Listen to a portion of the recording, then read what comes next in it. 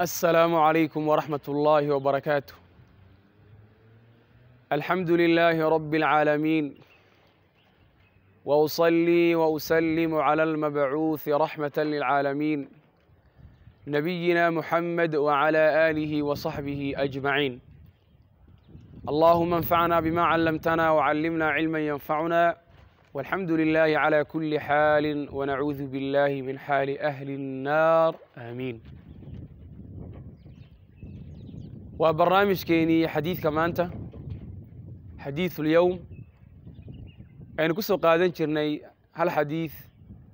أو كمدا حديث النبي عليه الصلاة والسلام كسقناطي صحيحة إنه قصد كي يقول هاي إنه كعمل فلو، وأنا حلقتي كويتوانات الله نوحا ويدي سنة يا دمان تيدا إنه ميسانك حسنات إنه صاره أنه ويقدر waxa weeye midaan u wiilqeynayo khaalisan liwajhi alkariim alla dartii. idinkan allah waxaan idinkaga rajeynayaa inaad u dhegeysataan liwajhi illaahi tacaala. xadiidkana soo qaadan doono wuxuu ku sugan yahay sunan ibni maaja. xadiidku waa xadiid asalkiisa fi saxiixi muslim buu ku jiraa, waa xadiid saxiixa. waxa uu leeyahay الإمام ابن ماجه رحمه الله تعالى قال حدثنا ابن منصور قال حدثنا عبد الله بن نمير عن عبيد الله عن نافع عن ابن عمر عن النبي صلى الله عليه وسلم. حديث السنة كاس يكويمي وحولي صحابي ابن عمر رضي الله عنه النبي عليه الصلاة والسلام: صلاة في مسجدي هذا أفضل من 1000 صلاة فيما سواه إلا المسجد الحرام. وحول النبي عليه الصلاة والسلام هل الصلاة لو تكذو مسجد كيان كان مركو النبي ورني وحول جدا ومسجد نبينا محمد عليه الصلاة والسلام كوي لمقالة المدينة وما أنتم نقانون مسجد النبي عليه الصلاة والسلام. marka nabi wuxuu leeyahay alayhi salaatu wasalaam masjidkaygan kan aan joogo waa masjidka nabiga alayhi salaatu wasalaam magaalada Madiina ku yaala weeyaane hal salaadood qofku ku tukadaa waxay ka fadli badan tahay masaajidada kale oo dhan in lagu tukado. masjidkaana waxaa lagu tukadana wuxuu u dhigmaa 1000 salaad buu u dhigmaa. marka nabi wuxuu leeyahay alayhi salaatu wasalaam salaad lagu tukado masjidkaygan kanay waxay ka fadli badan tahay 1000 salaadood oo lagu tukado masjidkeega waxaan ahayn marka laga soo reebo masjidul xaraamka. bimaana masaajidada kale masjidul xaraam ka soo haray oo waxa weeye 1000 salaadood ku tukato masaajidada caadiga magaalooyinka ku yaala aynu ku tukano oo aad 1000 salaadood ku tukato iyo waxa isu dhigma hal salaadood oo aad ku tukato nabiga maxamed alayhi salaatu wasalaam masjidkiisii alayhi salaatu wasalaam. marka masjidul xaraam buu nabiga ka soo reebtay alayhi salaatu wasalaam oo masjidka xaraamka ay uu ka fadli badan yahay masjidka nabiga maxamed alayhi salaatu wasalaam xagga fadliga waxa weeye halkii salaadood. riwaayo kale ayaa tilmaamaysa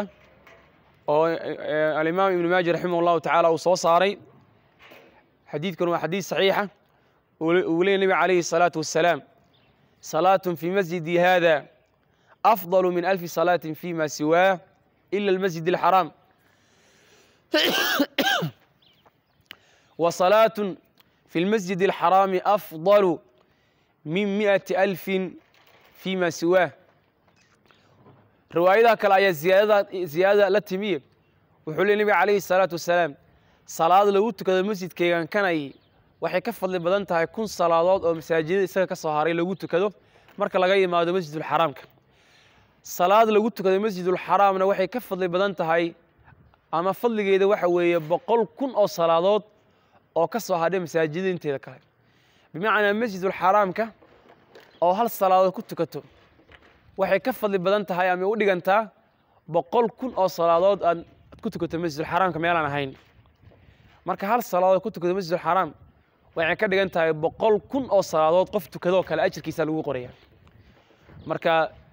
halkaas waxaanu garanaynaa waxa weeye in lagu kala tegay oo dadna waxa laga yaabaa shanta salaadood maanta inay xaramka Ilaahay ku tukanayaan inagana waa ka magaalooyinkan ku tukanaynaa waxa laga yaabaa munaasabaadka qaar inaan Ilaahay noo waafajiyo sida marka aan soo cumraysanayno kale ama waxa weeye ama xajka kala maalmaha xajka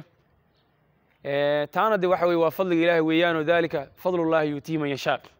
laakiin waxa weeye waa wax qof walba muslim ay u tamaniyo weeyo in waxa weeye halka salaadiisa ku soo guto uu jeclaysan lahaa taa marka laga yimaado macal asaf dad hadana waxa jira baytul xaraam jaar la ama kaaga dhow oo isagoo maqlay masjidka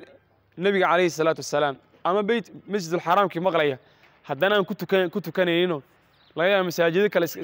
iska doorbidayo qabanaya marka de waxa weeye de kaan waxaan leenahay baadina lahayn bi agta Allah de nicmadana waxa weeye waa tawfiiq